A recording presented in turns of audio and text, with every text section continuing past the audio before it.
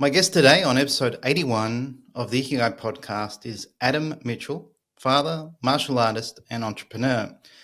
To quote you from your bio on your website, Adam, as a professional martial artist for nearly 30 years, my traditional Japanese dojo is more an extension of who I am rather than a business venture.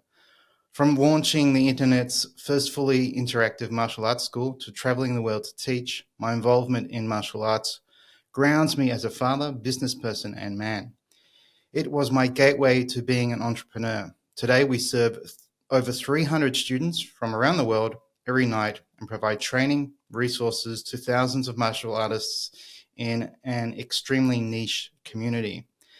Adam has been the director of Yasuragi Dojo for over 25 years, a traditional martial arts and cultural learning center in the heart of Hudson Valley in New York. His dojo offers lessons, workshops, and online courses in the arts of authentic jiu-jitsu, kenjutsu, and classical weaponry. Hey, Adam, thank you for joining me. We've had a few chats. I was on your podcast, and it's a pleasure to have you on mine. Nick, thank you so much. This is really exciting for me to be here and to have this conversation. Let's get it started. Awesome. Yeah, let's do that. So one of the joys of having a non-Japanese guest on this podcast is I learn new words and great insight to an area of Japanese culture that they're passionate about. So what you're passionate about, and I may not really be familiar with. So I think we'll dive into many themes on this episode. Obviously, one will be door, the way or the path. But before we do all that, do you want to give me a bit of background and share your journey to how you have dedicated much of your life to the study and teaching of Japanese martial arts? Sure. Yeah. Like probably most of your guests, I'm not a huge fan of talking so much about myself, but my journey really starts when I was young, and I was really influenced heavily by doing judo as a child. As I got older, moved around with my mom.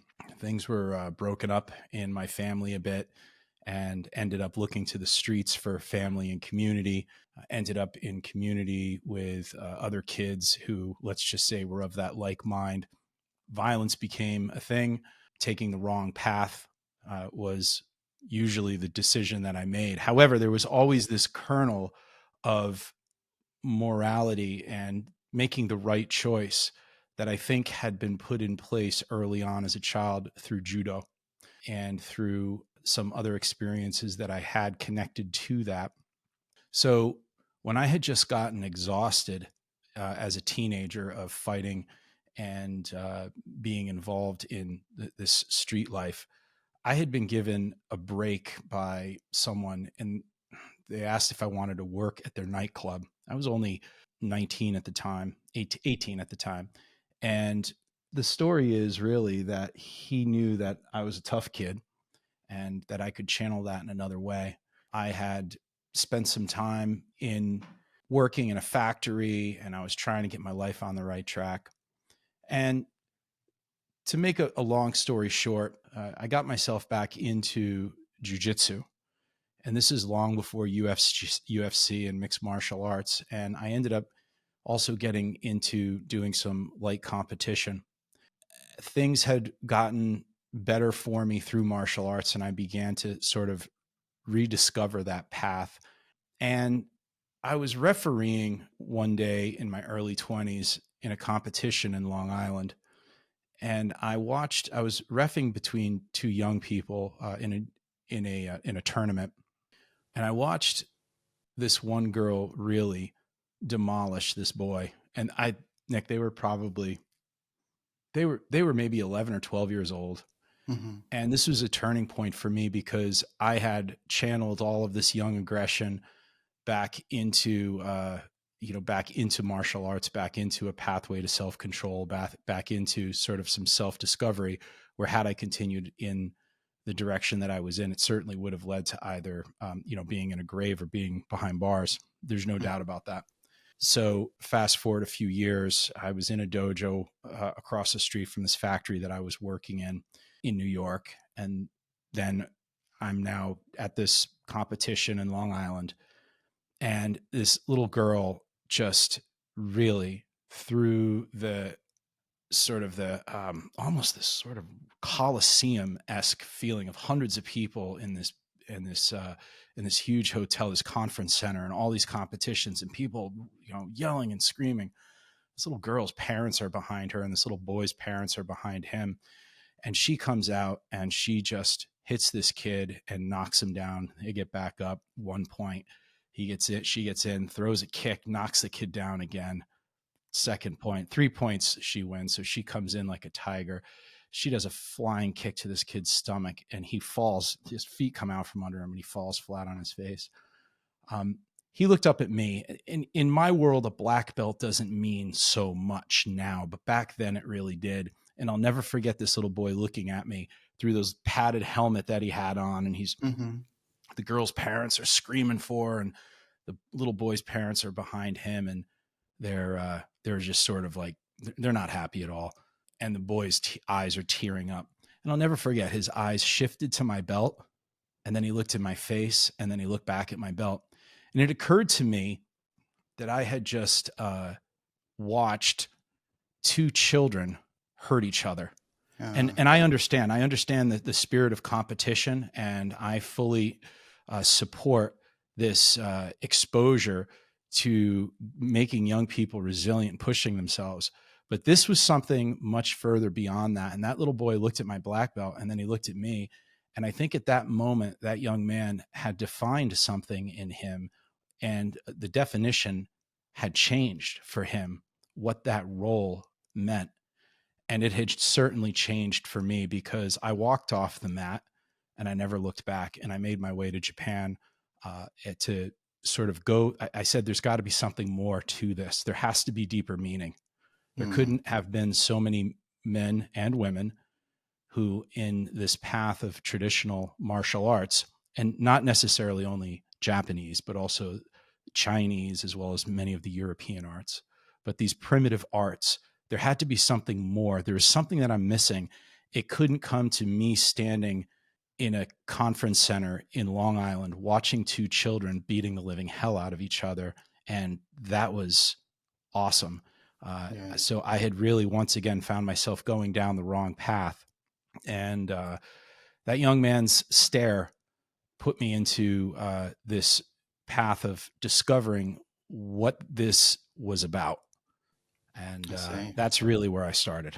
Yeah, that's quite a powerful moment. It kind of reminds me of the day I found out my son, who was around that age, 10 or 11, didn't want to continue jiu-jitsu. And he was sort of saying, ultimately just said, I don't like hurting people. I don't want to do it anymore. And he sort of teared up, and I realized, okay, I thought, he was just being a lazy kid who didn't want to go. So I kind of thought, okay, this is not for him. And the gradings and all that didn't really mean anything to him.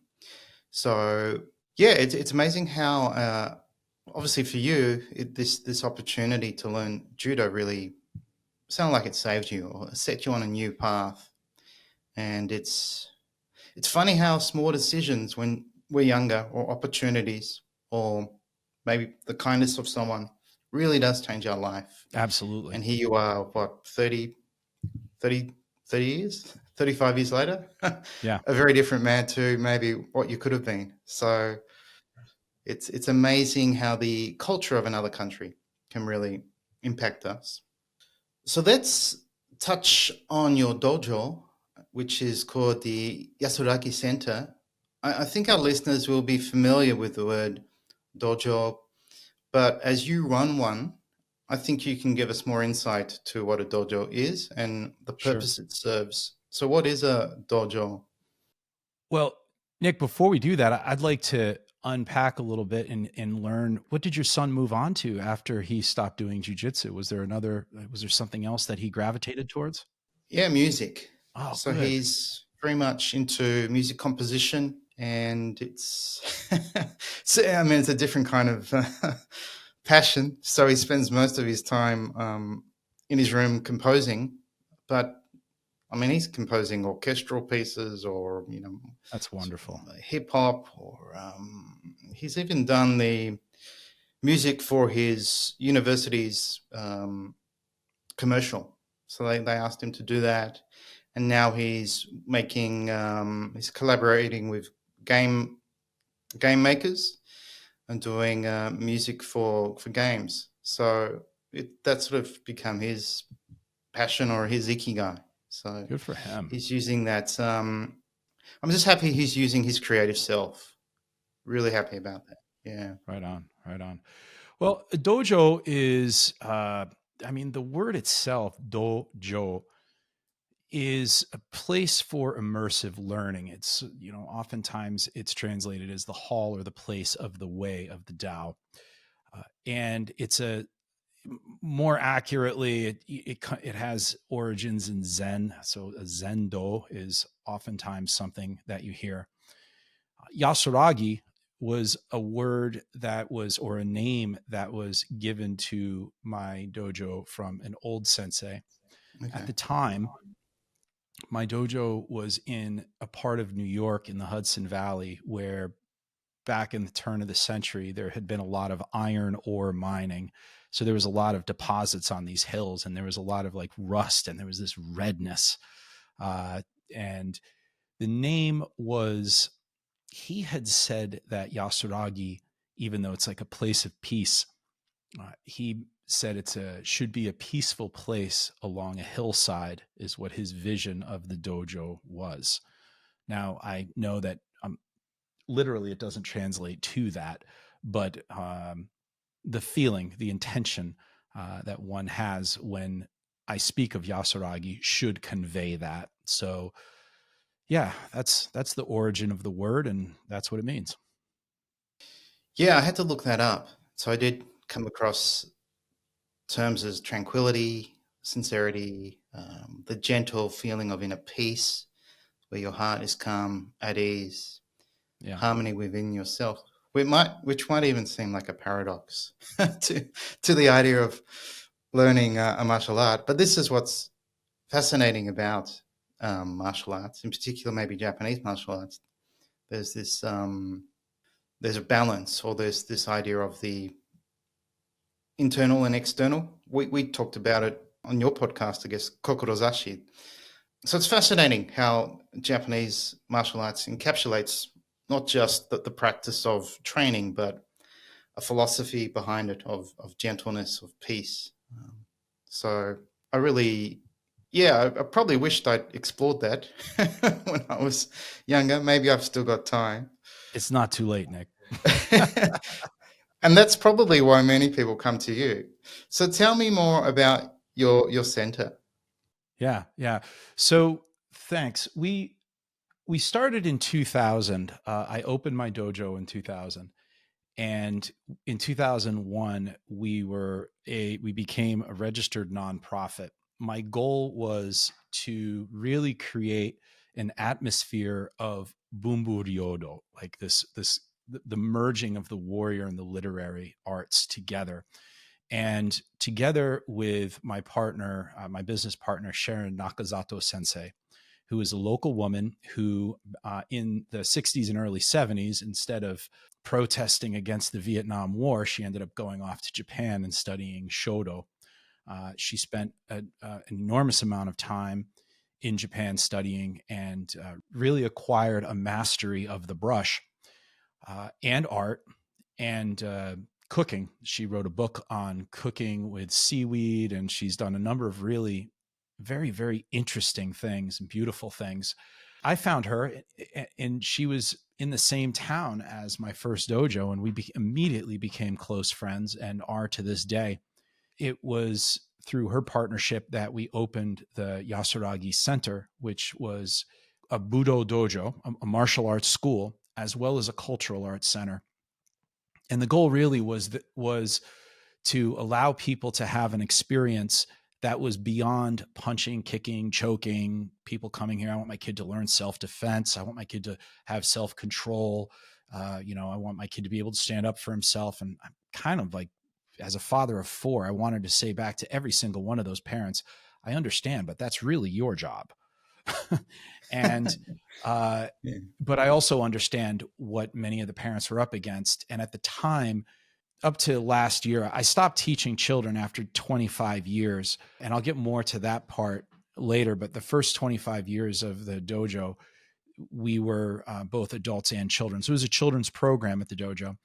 And we wanted to make sure that children had a deeper appreciation of Budo, but martial arts would sort of be a gateway into them getting a higher tolerance for, not a high, I shouldn't say a higher tolerance, but they should have an increased desire in the discovery of other cultures and things new to them.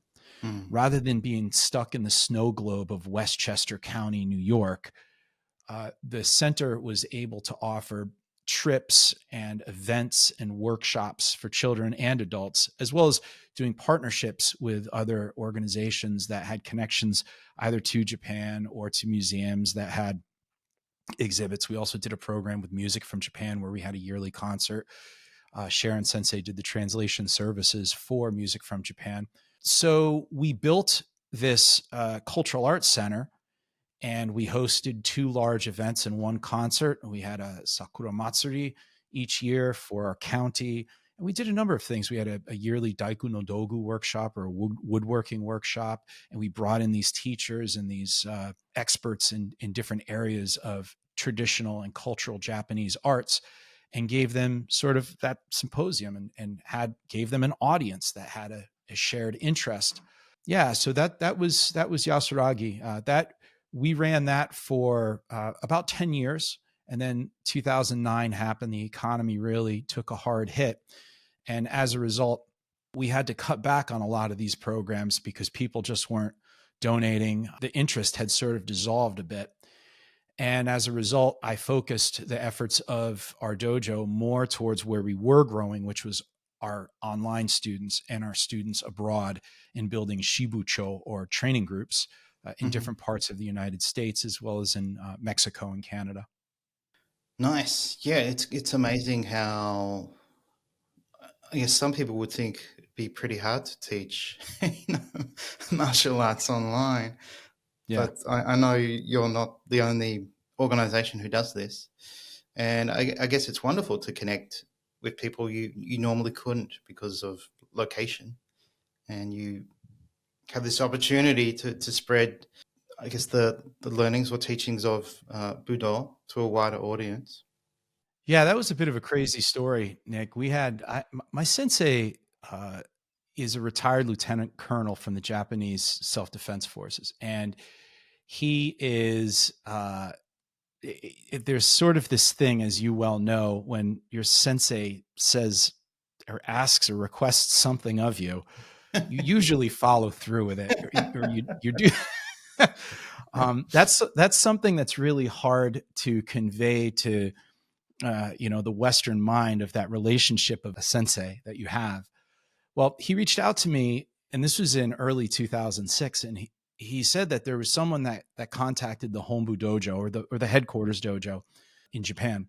One of them was from Bermuda, and another one was from a city in Florida, town in Florida. And he said, please help them. I didn't really know what to do because I'm in New York. So hi sensei, we'll make sure that this is taken care of. And so immediately I thought of, well, how can I do video content and send it on this thing called the internet? Maybe I could use MySpace. We have to figure this out. So we went to the local bookstore. We got the, building website for dummies book, and we started myself and a 17-year-old program manager I had at the time. And he's now one of the senior students at the dojo. And he's also my business partner, and he has children and his family, and he grew up in my dojo, and he's wonderful. And that's a whole separate story. But we built a very small content delivery system. We had no clue what we were doing, but I had this commitment to my teacher. And in January of 2007, we went live streaming with, I'm not going to bore you with the technical details, but it was, by today's standards, it was absolutely insane how we had the cameras set up. We were recording on tape, and the tape was pushing to a hard drive so that we could it was something else. However, what happened when we did that is we had someone chime in from Boston, and then we had someone from Mexicali, Mexico, in the California Baja, and then we had someone in Minneapolis come online that night.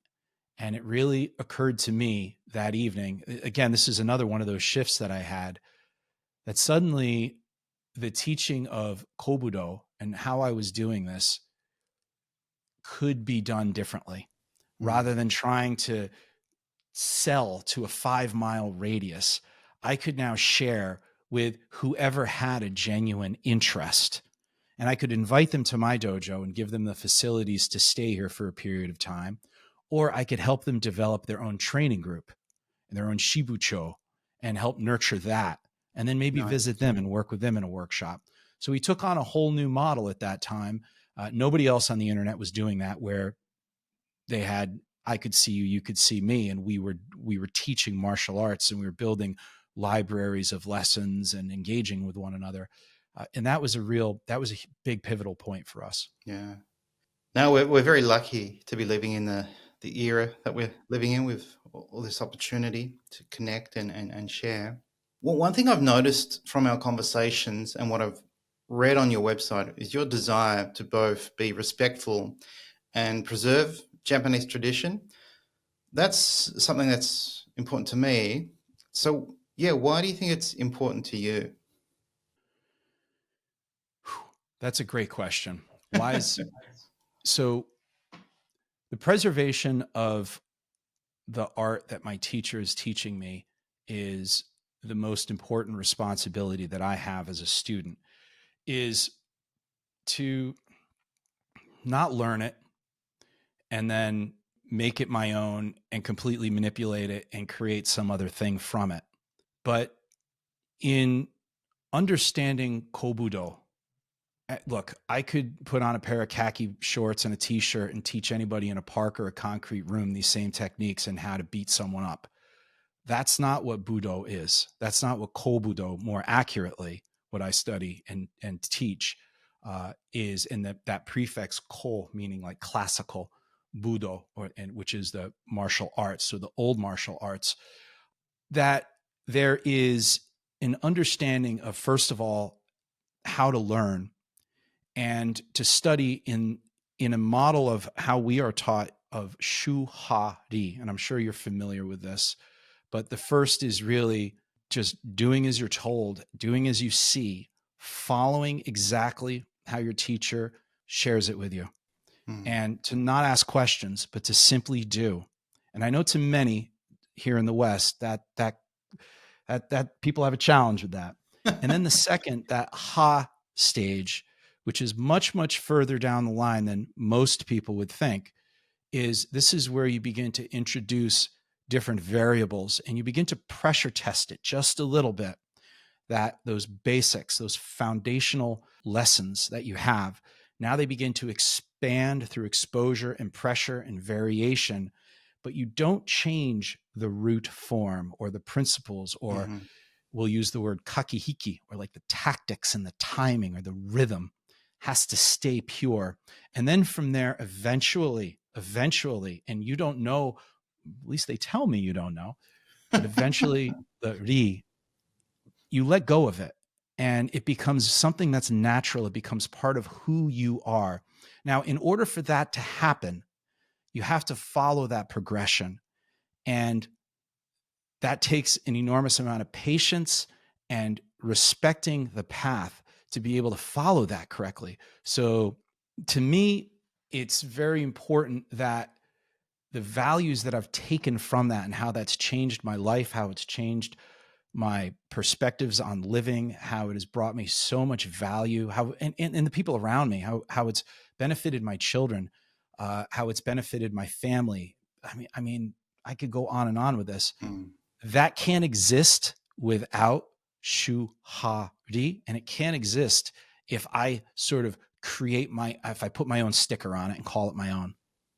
But there's a balance there, Nick. I can't take this template and put it in a punch press and then expect the next generation to do exactly that. At a certain level, my sensei expects my character now becomes part of the art, because there is a bujutsu, right? This is a different thing. There is the buge. There's like the science of the craft of warriorship. There's the bujutsu, which is like the Spartans, all 300 of us marching forward with the spear in that same formation. But the budo, the path, is something entirely different. However, in order to get to that place, we need to listen. Then, when we're given the opportunity, we need to be taught how to test and push ourselves forward to let our teacher say, no, you can do this. Because all those narratives, those self-defeating narratives, are going to run wild in our head. But when our teacher says, do this, we do it, because there's a degree of trust that we have. And then eventually we get to this place where we're released from it. And it becomes the art. It becomes the do. Not that do is the art, but a martial art is not a martial template. At a certain point, it becomes you and you become it, right? And this is where very much my interest in Ikigai comes in, where at this point now, it becomes my way of living. It's my bright future. I know that that Budo is a way to age gracefully. It is a way to contain power within, and that power could be power of anger, power of hate, power of some greed, maybe some of those emotions and feelings that I have as a man that I just I like, that could leak out sideways in so many different ways. Feelings of possible loneliness or abandonment that so many of us struggle with. But the study of this Budo and how I've learned it has given me the methods to be able to regulate that, to be able to convert that energy into something that's going to be beneficial for me, to be able to convert that negative power into something positive, to not ignore it, to not suppress it, to not sedate it, but to actually use it and to nurture it and to be able to find balance in it. And when I'm able to find that balance, then everything in life, all the different strings of my life, are able to be tuned and be harmonious with one another. So this is what Budo is. And this is where a lot of people misunderstand, and they say, well, I'm not going to study Aikido because, MMA is better, or Brazilian Jiu-Jitsu, or I'm going to get my kids involved in boxing. I don't want them doing that old, karate stuff where they stand there and they do kata. But that's not what it's about. That's not what it's about. Well, certainly it sounds you put a lot of care and effort and your whole life into what you do. And obviously there's this very important relationship you have had and continue to have with your sensei. So would you like to talk about Unsui Sensei and your relationship with him? Yeah, I'd love to. In fact, I could have had this whole podcast be just about him and not even mention my name. Sensei, my dad and I are very close. I'm very fortunate to have been raised by a great man, and I hope, Dad, you hear this episode because I can't be thankful enough for the men in my life, such as my dad, such as my grandfather. However, when I met Sensei, he was a piece of leadership that it's not that I had been missing, Nick, it's that I never knew I needed until I had discovered that.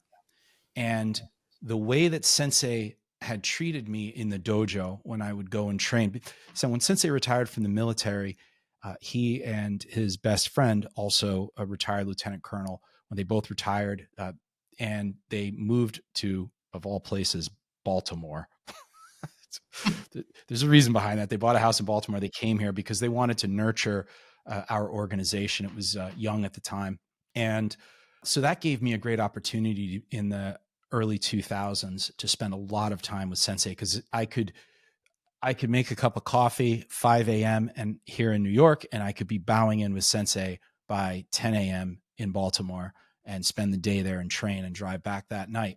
So I was able to spend a lot of time at his dojo when he moved here for a short period of time. When I experienced that, I really knew that I was fortunate, because seldom in someone's life do they encounter a moment where they know they're in the right place at the right time with the right person. And when they realize this, they acknowledge there's a certain gift here that is somewhat beyond definition. And kind of like you, we were talking about with your Ikigai experience when you had been asked that question, and Mm. in your whole sort of intuition on following your own path, I had found my place with Sensei, and I connected with him. I felt just, he was stern. He took, there was, there was no BS with Sensei. It was expected you would do what was said.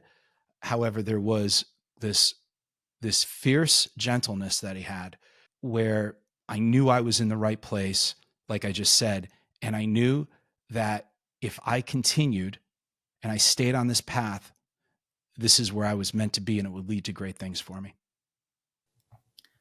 Love that expression, fierce gentleness.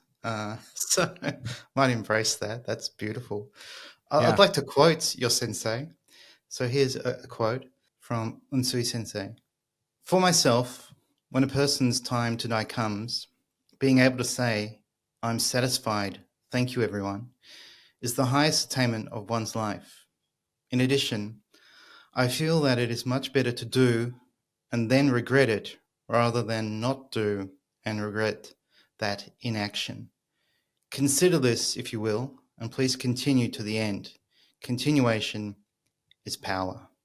And kind of made me relate to, in some way, Ikigai, this idea of learning new things, doing new things, learning or living life. And even if we have our ups and downs, but we learn from our downs just as much or perhaps even more from our ups. So this idea of it is better to do something, and if things go wrong, you regret it and then move on, rather than imagine years later, decades later, regretting something you didn't do. So very sounds like a very wise sensei. Yeah. I think what you just read there was very impactful to me, because I realized that through his teaching, and when I just said that, you have to keep going. This is something that we say quite a bit in our art, like just keep going. And that doesn't come as a pat on the ass. It doesn't come as a, hey, you just keep going. It actually it's a direction. Keep going. Like, do not quit. And that doesn't mean stay in one line and don't look to the sides, just keep going straight blindly. And it's not that. In fact, it is this path. And like I said, where I can age gracefully, I can age with power. And when I mean age, I don't just mean physically, but I mean I can mature and I can continue to grow. Even into my 90s, I will still be expanding in this in this way, through Sensei's teaching. And I'm really fortunate for that. It is a real gift. And I feel that anybody who finds their Ikigai, this is, for me, this is it. My dojo, as you know, is my ibasho. And there's so much to unpack about this that's so beautiful. I also want to say, Nick, that one of the things about Unsui Sensei is when he was in the military, he was stationed in the United States. He was stationed Texas and Alabama. So he has this ability to be able to speak to the Western learner in a way where, as he was teaching, and working with American soldiers being stationed on a U.S. base several times. So he has this really good ability to be able to see a problem that I or one of my colleagues are having, and help us to be able to sort of speak in our language and use our paradigm to get through that obstacle. And again, I just spotlighting another gift that he's been able to give me. Yeah, it's kind of unfortunate that we all don't have the opportunity to have a mentor or sensei guide us in life.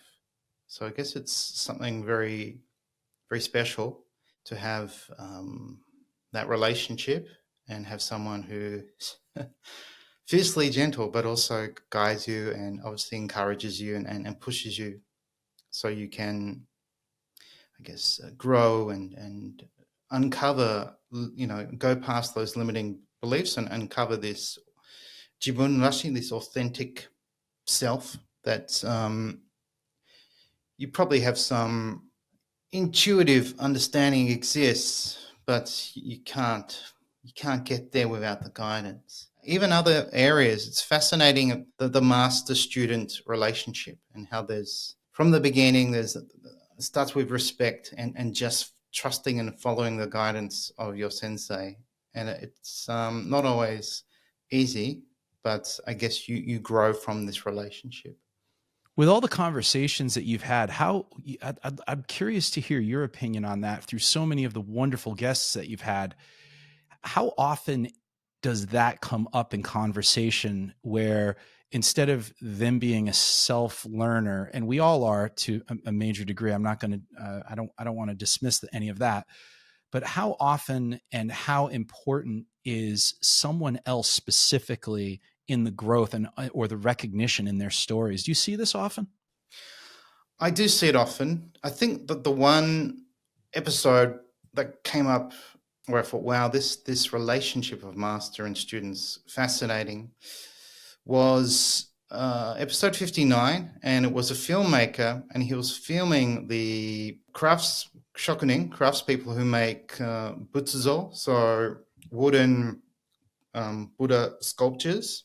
And it was, I mean, the master-apprentice relationship was pretty brutal, like just constantly pushing the student to commit themselves fully to this craft of wood carving or wood sculpting. And I mean, you understand why they hold such respect for the craft, for the, Buddhism, and it's a lifelong commitment. And so it was just fascinating how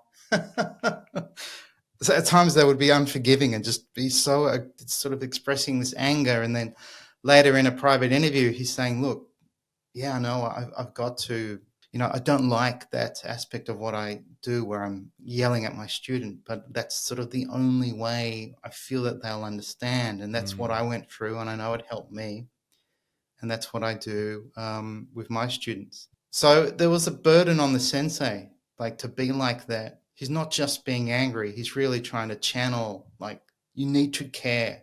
You need to care so much that you don't make mistakes. And it was really it was quite fascinating that, yes, someone committing their life to a craft, actually a dying craft, and then even before they take a student on, there's a scene in this documentary where they're saying, this will be hard. We'll be angry at you a lot. You won't get a lot of compliments.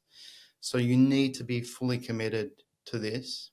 And if you are, then you'll benefit greatly. And don't think many people would take on that apprenticeship. But certainly in other episodes, I hear people saying, my sensei taught me this, or my sensei taught me that. And there is this acknowledgement of who's gone before them.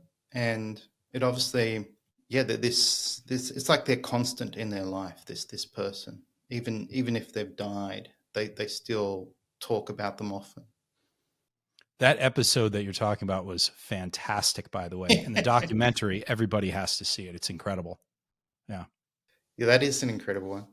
It's actually one of the few times there's bonus material where one of the masters mentions the word Ikigai, saying, doing this craft, is Ikigai, isn't it? Like it's what keeps you going. And I was, it's so great to hear someone use this word Ikigai in a natural conversation.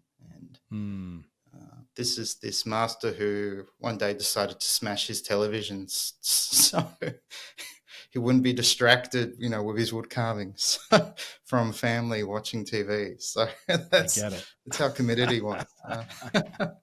So let's dive into Budo a bit deeper. And you have a collective style of martial art called Jisen Kobudo. So what is Jisen Kobudo? Yeah.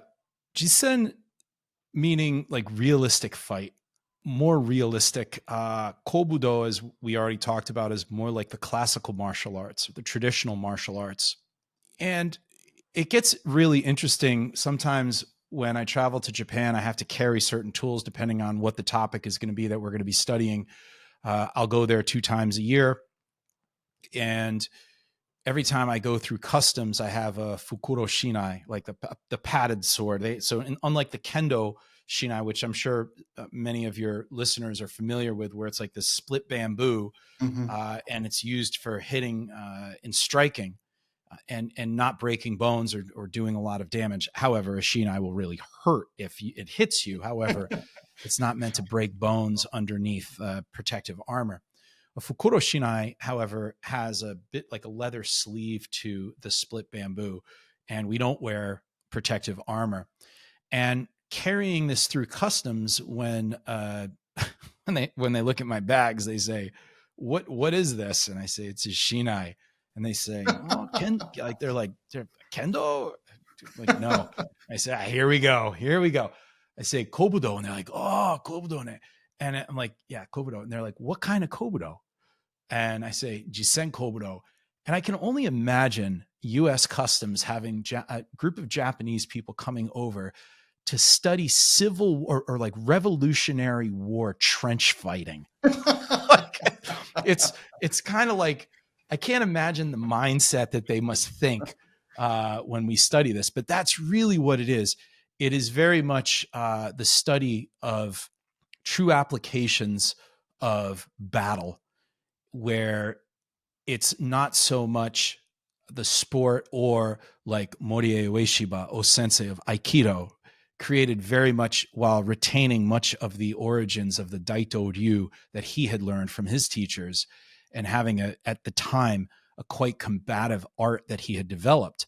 He implemented deep spiritual dimensions to it, where Jigoro Kano really wanted to move Japan forward into Western athletics, and knew that the Takenoichi Ryu, the Kito Ryu, these old schools of these Koryu of jujitsu would be very beneficial if modified into a sport, and would also be great for the physical fitness program of Japanese youth. So there's these new dimensions that were brought into the old arts, and much of the actual combative, like the biomechanics of lacerations, and when you cut the shoulder here versus here, what are the difference?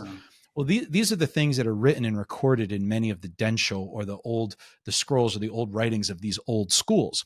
So a lot of that has been removed, and kendo, aikido, judo were made as we came into the modern era, where what I study, that information is still retained, and it's a very important part of what we do. Well, there you go. So that's right. That must be funny, passing through customs and here's this foreigner and saying, "Oh, it's just this, practice for to, go back to the traditional style, or the trench style warfare." So yeah, like it's with a like sword rather bayonet than a gun. fighting. Yeah. Yeah. So we've touched on Do, and you do keep mentioning Do, Budo, Kobudo a lot. And there's also Jutsu. So would you like to explain the two and their differences? Sure. So the jutsu it's like the technique. So jujitsu is the soft technique. We could even kind of split hairs a bit on that. I mean, the old schools of jujitsu, and I don't want to get into the different terms because there are many of them, but jujitsu today is really aligned with mixed martial arts, Brazilian jiu-jitsu. They've even broken the word down in many new modern terms. It's commonly here in New York called jits and jitsu, which drives me a little nuts. It's like the same as karate, right? And I guess that's going to happen.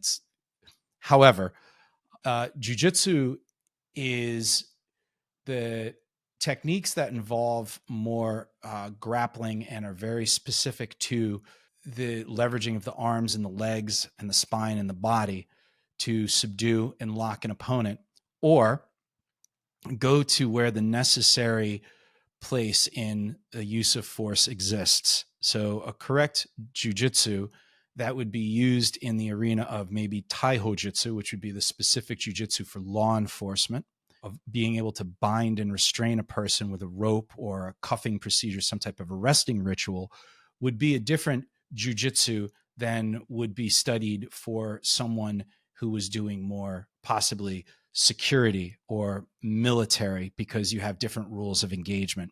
So the jujitsu changed. It had different names and different terms. However, as we come into the early 1900s, we start to see books like Combat Tricks of Jiu-Jitsu, and Jiu-Jitsu now being in Romanji is hitting books in England and the United States, and we start learning about Jiu-Jitsu. And Jiu-Jitsu, and when Judo kind of came on the scene, they were one and the same. Jiu-Jitsu and Judo were sort of the same.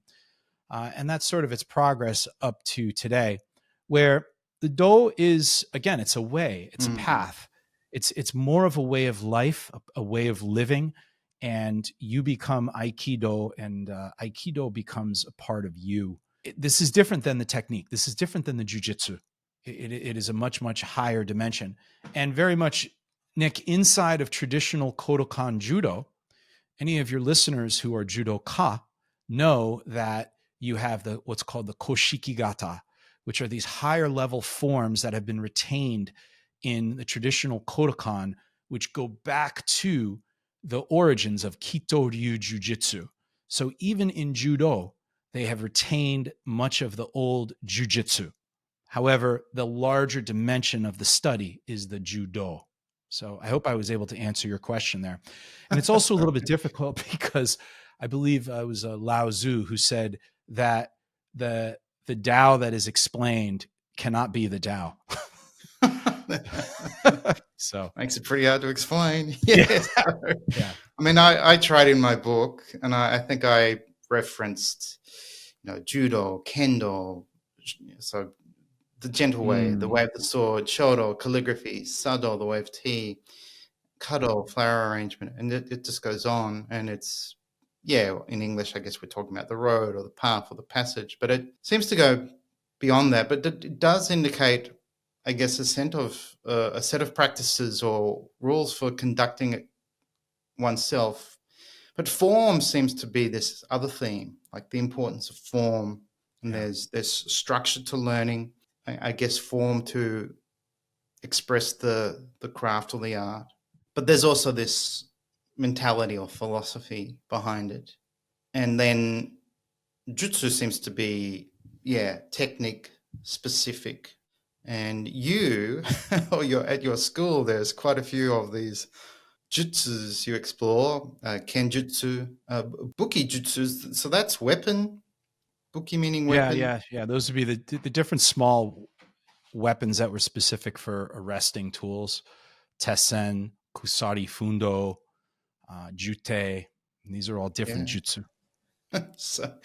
So just by all these words I've picked up from your website, it seems like the learning will never end. It just goes on and on and on. We're talking hundreds, thousands of years of knowledge, culture, craft, and you're sharing a lot of that.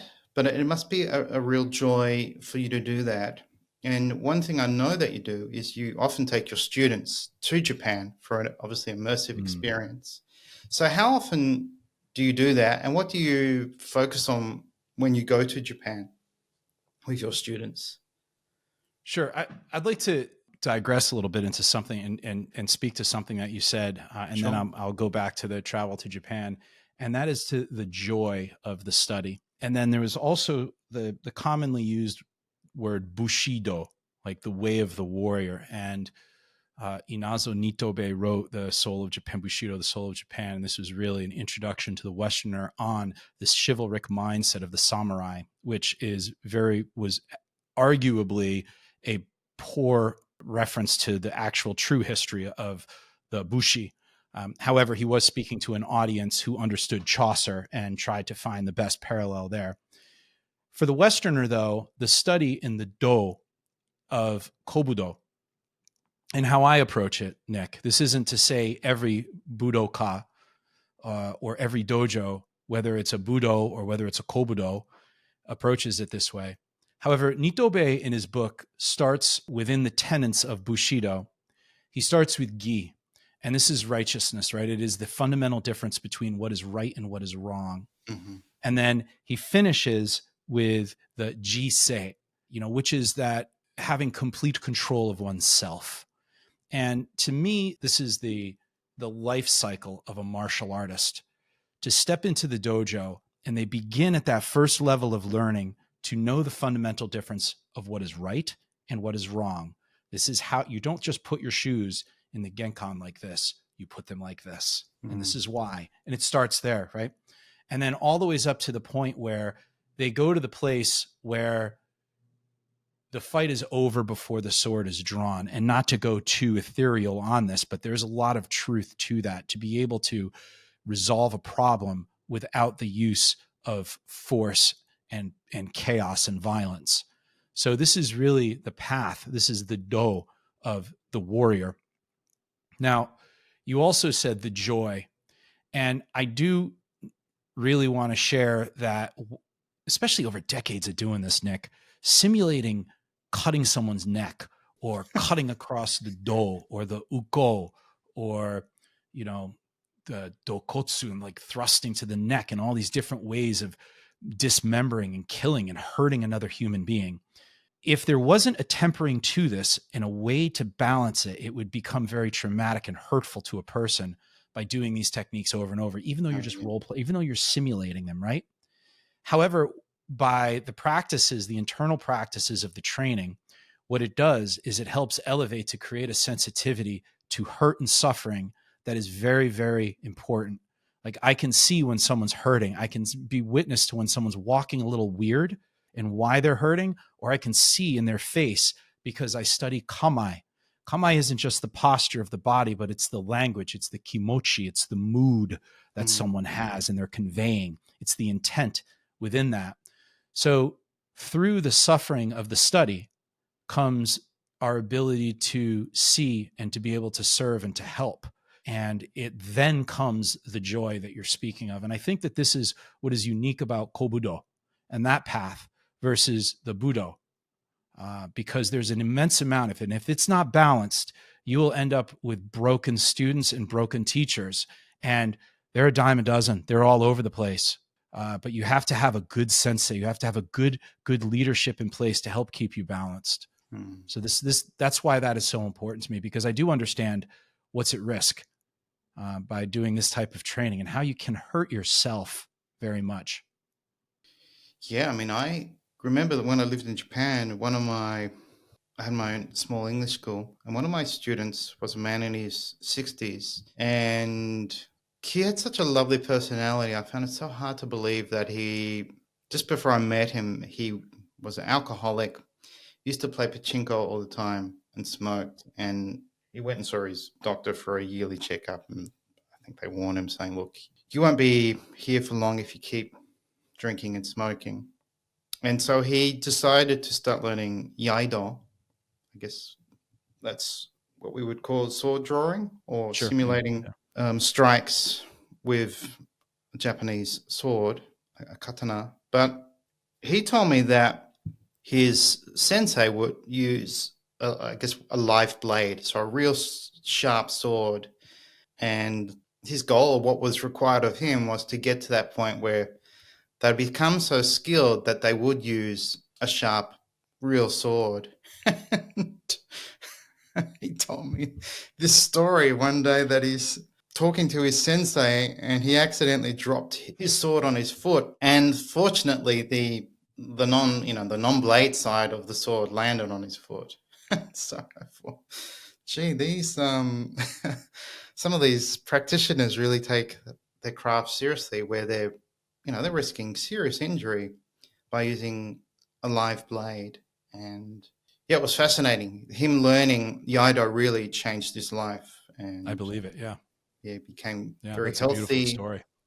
Very relaxed, just felt good to be around him. He was just a really nice, gentle, one of these fiercely gentle men. And he I think he would spend hours just training. And yeah, he would show me some techniques. And I really love this idea of some of the patterns were really just this one strike approach. where I guess, broadsword fighting, you have this image of quite a long battle. In Japanese, it's really one strike, and That's you right. imagine basically killing your opponent with one strike, or killing multiple opponents with one strike each, and you would simulate those movements. And I thought, wow, this is quite interesting. This art of drawing the sword. So It's not too late to get started, Nick. there's so many things to do, and that's the Right. problem Yeah. with Yeah. Japanese culture. Yeah. Well, I'd like to go to your question about going to Japan. Yeah. That's of course that's been an important part of my journey. Is after I first experienced the study in Japan, was bringing students to train, not only to train but to travel and experience different people and to different places. We would go up to the Nagano mountain range. We would go to Nara. We would travel to, all different places, Osaka, Kyoto, and there was always something amazing. We climbed Fuji Sama at night, in the middle of the Oh night. wow. Yeah, we've done some really just spectacular things. We did Takao at night this last trip. So before COVID, it was a big yearly trip. And then oftentimes I would go on my own to spend time with sensei, or I'd go with one or two of my colleagues who were at the same level of myself rather than bringing my students, because I really want to be able to, if I'm in a position of leading, I need to lead as a student, not lead as an instructor. And I need to really, my feeling is, and this is just me, this isn't everybody, but my feeling is I want my students to know that I'm a student. I'm not a master. There's a Zen saying that I heard once: anyone who calls himself a master isn't. Yeah. And I feel very strongly in that. Sometimes I get turned off by when someone introduces themselves as Shihan Mark or Sensei so and so. And I know I have the same giggle, and so do probably so do almost all of your listeners. But it's a real thing. Yeah. And here I want my students to. I am the uke. I want to be the one who's having the technique done to them. I want to be the one who is being thrown by my teacher or having something whipped at my head. I want my students to see that. It's extremely important. That's part of the travel. It also, the newness, and also my students seeing that I hold the idea of shoshin as paramount, that they see me as I'm looking through the eyes of a 3-year-old always, with such amazement and playfulness. And you talk about that quite a bit in your book and the importance of that. So I need to approach that. And not only do I need to approach that, but I need to do that. And my students who are with me, not being led by me, see it as well. Yeah, that's a really powerful concept, the beginner mind, and it removes the ego. No matter how good you are or how many years you've spent learning something, as soon as you embrace this beginner mind, Shoshin, it's like, I'm free to learn again. And it's really beautiful, powerful concept. So two themes are coming up when I'm thinking about our conversation now, Adam, is this theme of learning and then sharing or teaching. And as you know, in my book, I touch on manabigai, so the value of learning. So manabu is the verb to learn. And then osiegai, so osieru is to teach. So osiegai would be, value in teaching. And I think obviously you experience both, like obviously almost every day or throughout your week, you're learning, you're teaching. So is learning and teaching martial arts obviously it's one of your main sources of Ikigai? Wow, that's another good one that I'm gonna kind of sit in and think about here. The martial art itself, like I'll give you an example, Nick. The constant learning, not just the technique, not just the history, not just the art, but the learning to learn part. So in Budo, there's this concept of kasoteki, right? This imaginary enemy, the sort of the hypothetical opponent. And when we train, I know I believe I've never studied Iaido, but I believe that this is a pretty big thing among the Iaido community. But for us, and when we do our own Jishu Keiko, the solo training, it's called, the learning how to visualize and minimize the variance of our different opponents, to be able to look at someone who's maybe 6 foot tall, a little bit taller than me. Maybe they're a skill level just a little bit above or possibly a little bit below. Maybe they're a little heavier, bulky upper body, but I'm trying to picture this person that I maybe had a challenge with when I was studying in Japan or at another dojo, and they got in on me and they were able to I want to go back to that, and I want to visualize this. And I'm right now in this place where I'm trying, part of my learning how to learn is really trying to visualize in front of me what I'm doing without an actual opponent, to play it out. And this is something, as a teacher of children, one of the first things that we teach is this these tobi waza, these like leaping techniques. And we would teach this mai tobi, this just long jump forward. And it would be, I would get kids to jump 1 tatami, right? And they're about 12 years old. Most kids can't jump 1 tatami at 12 years old. So we start with the length of their body from their feet to the top of their head. And we put a little piece of tape on the ground, and they can't have a running start. They have to bend their knees to a squat and leap forward, and kind of like they're jumping from one tree stump to another. And if they lose their balance, they have to go back and try it again. But eventually we get them up to where their toes are against the seam of the tatami. They're leaping and their heels clear the next seam. In order to do that, I have to take them through they close their eyes, and I have them feel the cool tatami under the soles of their feet, bend their knees, launch themselves forward, visualize the tatami going underneath their feet, and then seeing the next seam go under, and they pass. And then I can't guide them through that as they do it. We have to go back, and they have to replay that. They have to recall that in their mind and visualize themselves doing it. And 3,000 kids, 25 years, every single kid has done it, for the exception of the ones who may, because of their physicality, just can't. However, I create their threshold. Their threshold is in that place where they feel limited, that they can't do it. Well, that's where we start, and you give yourself permission. And through the power of visualization, we push yourself past that point.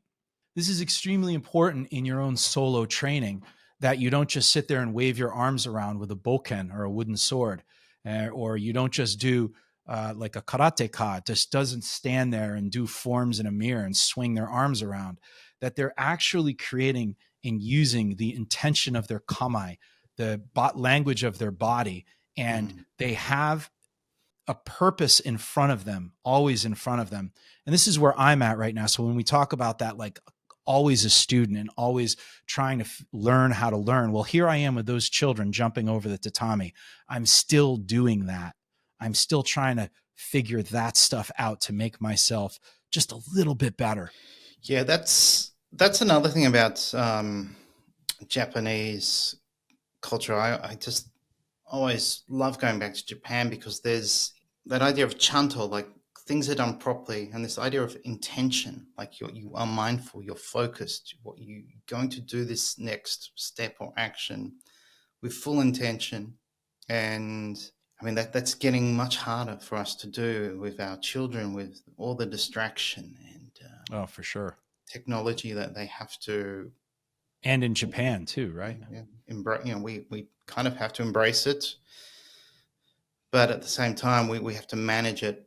So obviously, this kind of practice of any type of martial art where you do visualize movements, patterns, it really is incredible training for the mind. And I guess the more you do it, the more intentional you become, and I guess you end up making better decisions, and you have that less of that monkey mind, or that mindless mind that's results in impulsive behavior. And I guess we could we could go on and on about that. Yeah, I will say in the Kobudo, almost all of the kata are done with their 2-person forms. So, and they become more intense as your skill goes up, then the ma'ai becomes more larger, both the ma'ai of both spatial distance as well as timing distance.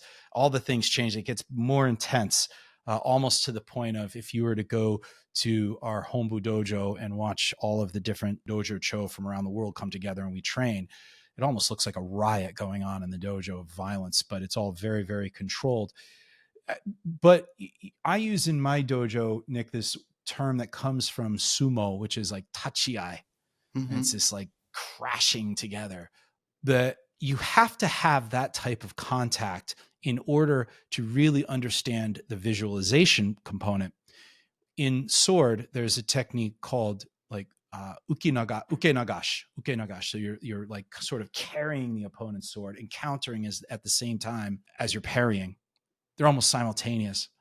You can't just do that from video, or going back to what you're saying, it's like hard to learn on video. Yes, it is. You have to have for something like Kobudo. And I would imagine even with like Chado, or I know with like, I can't imagine learning Ikebana without a sensei. You need the hands-on, and you also need to feel the pedals.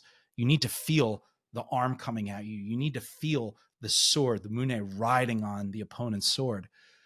Once you have that feeling enough and you have enough exposure, the visualization becomes it goes to the next level. So it's important that someone has to make that commitment. This is where that sacrifice of getting on the plane and traveling around the world to just be exposed to one experience is so important. And that doesn't just mean Budo. It can mean anything. And it doesn't just mean Japan. It can mean you will go to wherever in the world you need to go to get the highest level, to push yourself forward in your own Ikigai, to find that next experience. So that's very important. It is important, learning. And then I guess the people along the way, or the interactions you have, you sometimes get this incredible gift. And so something that's a little bit unusual is I actually had a kakuen hand carved for my branding. I think we talked about this before, and I never met the person who created the actual kakuen, but interestingly, he used the three characters of Shingitai. So the three qualities of a martial artist or athlete. So heart, technique, and strength. And he added friendship to that. I don't know if you can see. And there's probably hard for you to see, but yes. And then there's Guy, so the value. So I think this craftsman thought, oh, well, he had some understanding of what I was trying to do in my business. And he thought, well. Did he include Ichi? No. Oh. So Shingi Tai, and then you, as in friendship. And it was really interesting that he could draw that from what he was told about my business. So I love these concepts or expressions, and there's just hundreds of them, or hundreds of thousands of them. Sure. In Japan. So I think, yeah, you're right. Going to a different country just to learn something specific, you have these insights, almost these epiphanies, where you really learn something and it can change your life. So as you know, I'm hoping to do some sort of immersive learning in Japan related to Ikigai, where we find activities that imbue aspects of Ikigai. And we might be catching up next month, because I'll be going to this international wellness tourism trade show. So that'll be fun. So we've talked quite a bit, and I'm sure some of the listeners would be interested in learning more about what you do, and maybe even looking at your training, either in person or online. So where's the best place to find you? Sure, thanks. It's really, you can just go to my dojo, yasuragidojo.com, and everything is there. Or you can hop into and check out my podcast, Shugyo, which really is just about the journey of traditional martial arts and the important steps along the way, and conversations with people who are involved in that path, if that's something that interests you. Awesome. Well, we'll put the links to both those on the page for this Thank you. episode. Yeah. So I feel we're just getting to know each other, Adam. So I'm looking forward to meeting you in person in Japan next month, and I'm sure we can share stories and learn a lot from each other. Yeah. Nick, I just want to, I said this on my podcast, but I really want to take an opportunity with your audience to just share my gratitude with you. The work that you put out. I know what it takes to write a book. I've done it, and I know the amount of sacrifice and time and research that goes into it, and emotions that are only exist between those lines, and the lives that you've changed, myself included. I want to just kind of speak gently on behalf of that community, and because the lives that you've really changed are the ones that your readers have changed concentrically outward. You've changed the world, and that book is really was quite a piece of work, and I know so many people value it.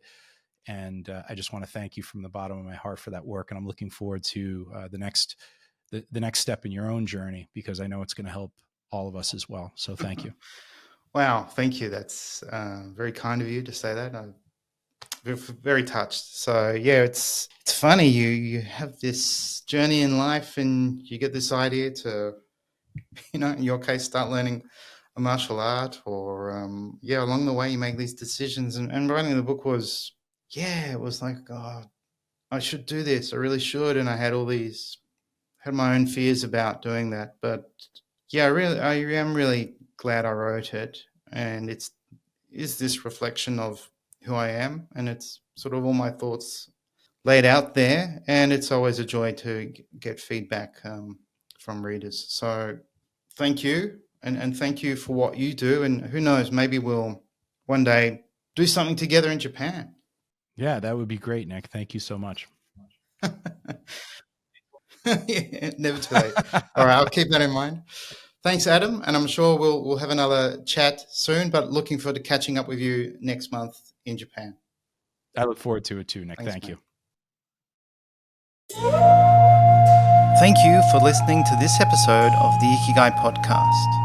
To learn more about Ikigai or to become a certified Ikigai Tribe coach, visit ikigaitribe.com.